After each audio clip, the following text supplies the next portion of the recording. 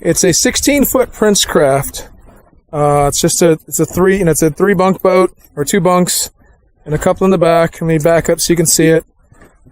It's really beat up. When it was acquired, it had been sunk and it was sitting on the bottom. If you look inside, you can see where it had been sitting.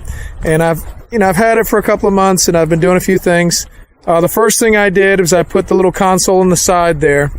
I wanted remote steering. I had a motor and helmet I had in mind, so I just put a console on the side there. It's out of a John boat. Had to add a little bit to the leg because it's a little taller than what the other boat is. That's one thing I like about this boat. This is a very deep boat. Before I put the platforms in the front, you're up to your waist almost. And then what I put on it was, I had a nice 1976, I believe, Evinrude 35. It's a 76. It's an older motor, but they run really well. They're strong motors. They're very light. So if you notice, the back of the boat sitting pretty high out of the water because of the lightness of this motor. This motor probably weighs, I don't know, maybe 100 pounds at the most. It doesn't weigh very much. So that's why I chose this motor. It uses the old dual controls, as you can probably see there. You got the old dual controls, and that's great because, if it's cold, it doesn't want to start, you can always give it a little gas and still start it without having to put it in gear like the newer controllers.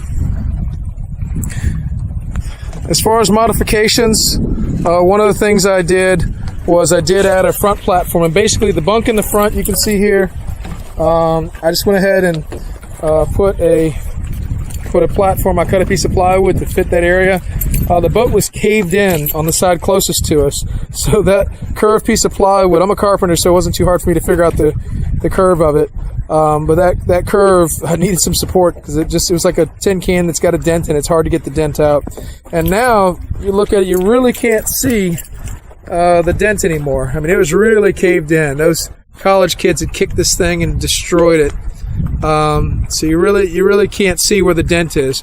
And then after a while, I realized it's such a tall step to get to the front, so I added a floor to the middle here, as you can see, and it's really nice, having a flat floor there. But then also you have the platform in the back, and this is kind of a seat/casting platform. And what's nice about this is it creates a lot of storage area, where I can have all my junk stored underneath. Let me see if we can see that. I'm doing this with my phone. It's not a very good camera, but you have storage underneath. On both right and left, you have flotation, obviously, but you have a little place for some life vests and battery, gas tank. Everything's stored away neatly underneath. So that gives you a nice place to sit. I put a swivel base there so you can sit when you want to. And that's pretty much it. It's a little 16-foot Princecraft. Oh, well, one other thing that's kind of a neat thing. This boat initially had a 15-inch transom. If you look here, you can see where it's been built up. I didn't do this, but they used 2-inch square tube aluminum, excuse me. And they basically filled in the transom with aluminum, and they added to it, so they turned a 15-inch boat into a 20-inch boat in a very light yet solid way. So I'm sure some professor at the college there is the one who figured that out. And so that's pretty much it. This is my fishing boat. I'm really happy with it. It runs great. And there it is.